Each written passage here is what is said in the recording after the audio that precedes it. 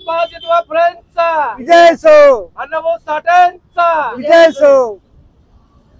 तहसीलदार रमेश मुल्लोड्यांचं करायचं काय? खाली मुंडकावर पाय, तहसीलदार रमेश मुल्लोड्यांचं करायचं काय? खाली मुंडकावर पाय. रमेश मुल्लोडला सेवेतून निलंबित करा, निलंबित करा. निलंबित करा, निलंबित करा.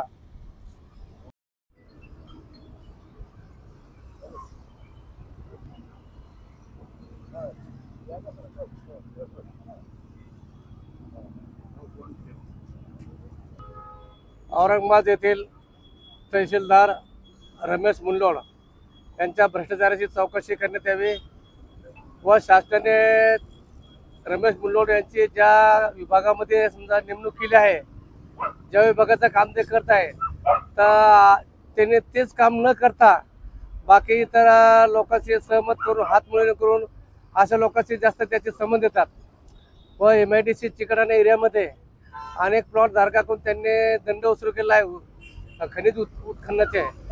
परंतु आम्हाला एक प्लॉट असंच आढळला का त्याला आम्ही विचारणा केली का ह्या बाजूच्या प्लॉटचे तुम्ही ज्यावेळेस दंड वसूल करतात मग ह्या प्लॉटचे का करू शकत नाही, तर त्यावेळेस त्यांनी आम्हाला अशा ओढावरची उत्तर दिले का तुम्ही कोण आहे आम्हाला विचारणार आहे.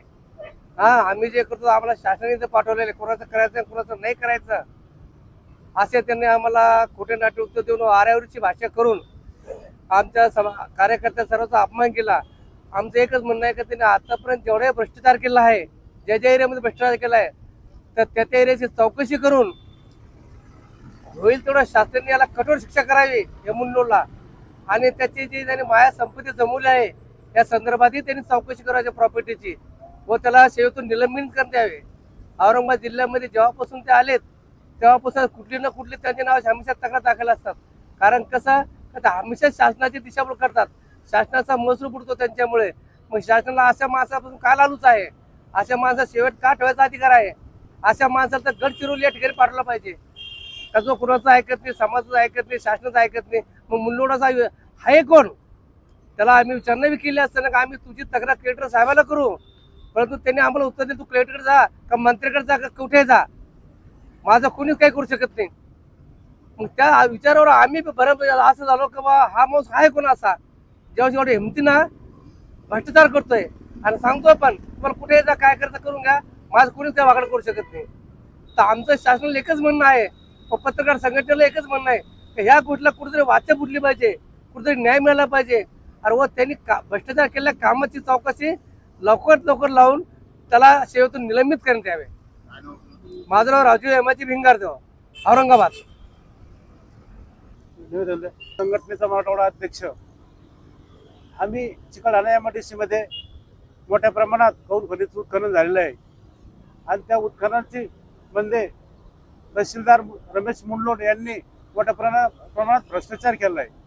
तो भ्रष्टाचार अशा प्रकारे केला आहे तर जिथं 2000 ब्रासचं उत्खनन होतं तिथं फक्त 500 ब्रासचं परमिशन दिलं, उरलेलं 1500 ब्रासचं त्यांनी आणि त्या संबंधित बिल्डरनी चिरीमरी करून ते बाकीचा विषय निपटून घेतला आहे.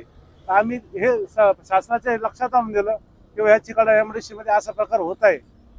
याची तक्रार आम्ही केली असता त्यांनी त्या तक्रारीचं निराकरण करण्याऐवजी आमच्याशी वाद घालण्याचा प्रयत्न केला व हा वाद घालून त्यांनी असा प्रयत्न केला की आम्ही सुद्धा त्याच्याशी वाद घालावा आणि त्यामुळे ते आमच्यावर गुन्हा दाखल करतील, ह्या आमच्या आंदोलन वेगळं वळण द्यायचा प्रयत्न त्यांनी केला.